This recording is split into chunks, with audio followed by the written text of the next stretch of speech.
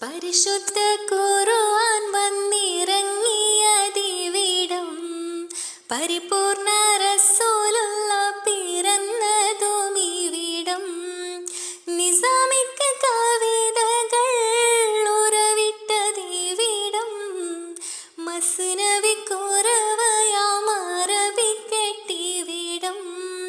തൊടുത്ത സൈത്തൂൻ മരത്തിൻ്റെ കനികളും ജറാദെന്ന കിളി